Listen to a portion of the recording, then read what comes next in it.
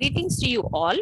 This lecture is on Introduction to Programming in C, given by Dr. B. Prabhavati, Associate Professor, Department of CSC from SSN College of Engineering, Chennai. This video lecture includes Introduction to Programming, Problem Solving, and online demo of the solution. Before we solve any problem, let's understand first what is computer. Computer is basically a machine which is useful for performing computational task. Okay, what is task? Task is sequence of instructions. Suppose if the task is addition of two numbers. So how will you give this instruction to computer? Hey computer, add 2 and 3 for me, like that. If you give such an instruction, computer will not be able to understand. So what computer can understand? The computer can understand only low level language, or which is written in binaries, zeros and ones. What is low level language? In low level language, everything will be represented by sequence of bits. For example, if I want to give an instruction, add 4 and 5, then I have to give sequence of bits to perform this instruction. For example, for add, if I give this sequence of bits, for 4, this sequence of bits, for 5, this sequence of bits. Okay, so this is actually an instruction for me in low level language in order to perform what? Addition of two numbers, which is 4 and 5. But for a program developer, it is very difficult to remember the sequence of the binary sequence for operations, binary sequence for the data, and so on. So it is very difficult for the programmer to write a program using low level language, but the computer can understand. What is high level language? In high level language, the same thing can be easily accomplished by x is equal to a plus b, where a holds 4 and b holds the value 5. It's very simple for anyone to understand. So for the programmer also, it is very easy to write an instruction. So easy to understand the program. But the computer cannot understand this. Okay, so let it be this way. So low level language, difficult to understand, write a program, but computer can understand. High level language, easy for the programmer to understand and write the program, but computer cannot understand. Okay, let it be. Now if I which one you will choose as a programmer to communicate with computer? We will choose only high level language. Okay, so how do we learn the high level language? So like natural language, like for example, if I want to learn Telugu, I need to know a series of alphabets used in that language, and also of course the grammar involved in order to make a meaningful statement in that particular language. Similarly, in order for me to understand high level language and to write a program, I need to study or understand character set, operators, keywords, statements. Okay, so now programmer is comfortable with high level language, but the computer is what? Computer is comfortable with low level language. So now who is going to translate this high level language into low level language? A compiler is there. So programmer need not worry, he can write the program in high level language, and there is a compiler which is going to convert that high level language into binary language so that a computer can understand, right? So now, which high level language I'm going to use to communicate with computer? Like, for example, we take India. In India, there are a lot of languages. Which language you will choose to communicate with someone?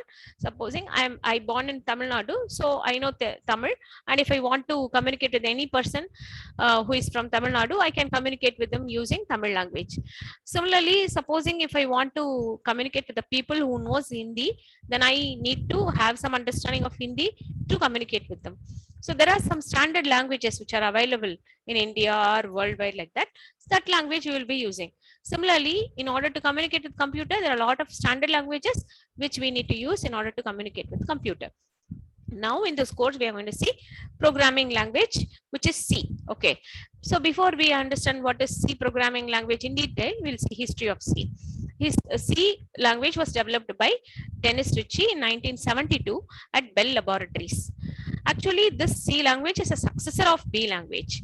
So what B language was doing? B language was used for developing kernel of the Linux. When it is being used for that purpose, they had some limitation, and that's when the C language was developed in order to overcome that limitation. So later on, this C language became very popular and powerful, and it's being used for developing a lot of other softwares also. Some of the software which are developed using C are Unix operating system, Oracle, core libraries of Android OS, main portions of web pages, and device drivers. So it's interesting, right? So this is very powerful language which we are going to study in this course. Okay. So till now, what we understood what is computer, how do we communicate with computer, and now we'll take one problem statement or a task, which is electricity bill calculation. Let us assume this scenario where your father always call you and ask you to calculate electricity bill every month, and you don't want to do it because repetitively you're going to do the same, and so you want to give this task to computer and you want to solve it using computer. Okay, so what is the problem statement? The problem statement is basically you need to give the number of units consumed, and the output is going to be the total electricity bill amount. The tariff is this. What is the tariff? For 1 to 100 units, it's going to be 10 units. I mean 10 rupee. 100 to 200, it's going to be 15, and so on. Okay. So this is the for the given tariff and the given number of units consumed, you have to calculate the electricity bill amount. This is the problem statement. Okay. Once the problem statement is with us, or a task to be computed is with us, what we need to do? We have to write a procedure to solve this problem. Okay, so the next step is to develop a procedure to solve the problem. What is the first step? We need to read the number of units consumed. Okay, that is fine. What is the next step? Next step, what is the logic behind it? Supposing if you give let's say 70 units. Okay, this 70 units is what? It is less than or it is between 100, right? 1 to 100. So you just multiply 70 by 10, you will have 700. This is the bill amount. Supposing if you are giving 170, if the number of units consumed is 170, then for the first 100 units, it's going to be 100 into 10. For the remaining unit is what? 170 minus 100, which is going to be 70. For the 70 units, you will be having 15. So this is the logic, right? So this is how manually we will calculate the electricity bill. So see, for the units which is less than 200, for the first 100 units, you are having 10 rupees. For the remaining units, how are you computing remaining units? The units minus this 100. Why you are subtracting this? Because this 100 I have already considered. Okay, so units minus 100 will give me the remaining units. The remaining units is 70, and into 15. 15 is the tariff, right? The amount for this range of units. So this way we can do for this kind of statement calculations. You can write for every other tariff also. So you have step 2, step 3. For the other tariff 200 to 300, we have the step 4, and for the remaining step 5. And finally, we will be printing the bill amount. Okay, so this is the procedure to solve the problem. To solve the problem in the sense, we have to find out the electricity. I mean, we have to calculate the bill amount. That is what is the output that we want. Okay, we have written a procedure for this. Now, how do we know that this procedure will give me a correct output for the given number of units consumed? For that, we need to trace the procedure. Okay, we have to basically take the procedure and we have to use an input. For example, we'll consider, let's say 270. Okay, so read the number of units 270 and go to the second step, check whether 270 is less than or equal to 100. It is not. Okay, so it comes to third step and check whether 270 is less than or equal to 200. No, it is not satisfied. The condition is not satisfied. So comes to fourth step. In fourth step, 270 is less than or equal to 300. Yes, the condition is true. In this case, the amount calculation follows this. Okay, what is that? For 270, for the first 100, it is going to be 10 rupees. So 1000. For the next 100, it's going to be 15 rupees. Sorry, 15 rupees. So it's going to be 1500. for the remaining units, because you have considered all 200 units, the remaining units, how do you consider, calculate to remaining units minus 200.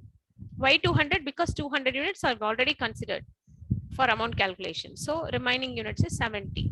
Now for the 70 remaining unit, we have to use the tariff 20. So we'll have 1400.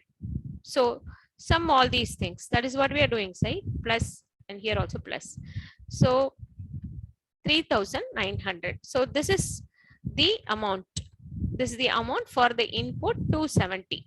So when you calculate manually also, you will get the same. For this input, you will get. So this procedure, when you give this input and trace this procedure, you are getting the same output of what we manually calculate. Okay. So now we can understand that the procedure is giving the how the procedure is working by tracing the input. By tracing the procedure with an input, we are able to understand how the procedure is working. Okay. So now what is the next step? The next step is basically to convert this procedure into a program in the required language.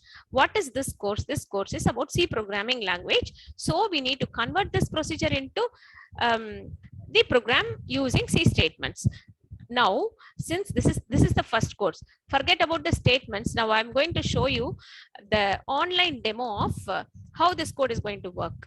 Okay. So now I'm going to stop share this presentation, and I will share you the open source ripple.it, which I'm going to use it to solve the problem, where I'm going to share that.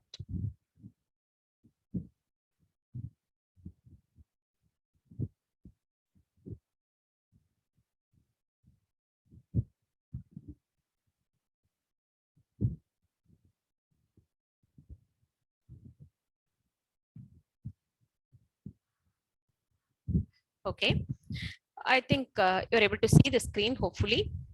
So in this code, if you look at, just forget about all the syntax, all those things, because I told you that this is first lecture. In the remaining lectures only, we'll be studying about all the statements. Just to have the flavor of how the code works, we are actually writing, giving the program. I'm actually giving the program, but in later classes, we will be developing the program. We will discuss and develop the program. Okay, fine. So if you look at this fifth and sixth statement, this is used for getting the input, and these statements or if statements, right? So the 29 statement is used to print the amount. In between that, you have logic. If the unit is less than or equal to 100, then the amount calculation is this way. And supposing if this condition is not satisfied, then this condition is going to be checked. What condition? Units less than or equal to 200 is going to be checked. And if this condition is satisfied, the amount calculation is going to follow 13th and 14th statement. If the condition in 11 fails, then the condition in 16 is going to be satisfied. In case if it is satisfied, it is checked, and in case if it is satisfying, then the amount calculation follows the statement 18, 19, and 20, and so on. Okay. And what is the output? If you run the code, give 270, and the answer is 3900. Oh, okay, fine, superb. So now you are able to see how the code works.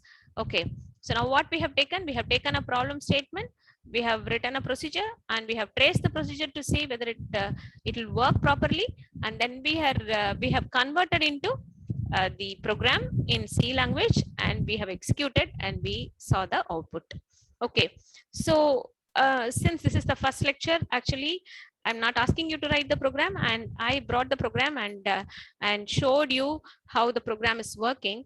But in further lectures, okay, how I'm going to plan is, we will look at a particular statement or particular group of statement, for example, conditional statement or looping statement, whatever it is, and we'll take a suitable statement, suitable problem to solve, and we will together develop procedure, and we will trace the procedure with an input to understand more on how to develop a logic, and we will together develop the code in the C programming language, and then we will execute the code and realize the realize how the code is working. I hope you can enjoy this course. Every lecture is going to be this way. I think you can enjoy it. Thank you for listening my lecture.